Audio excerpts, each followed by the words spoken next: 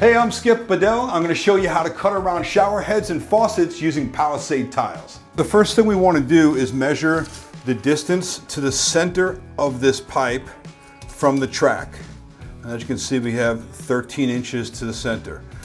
Then we're going to measure up from the bottom to the center of the pipe, and we have 6 3/8.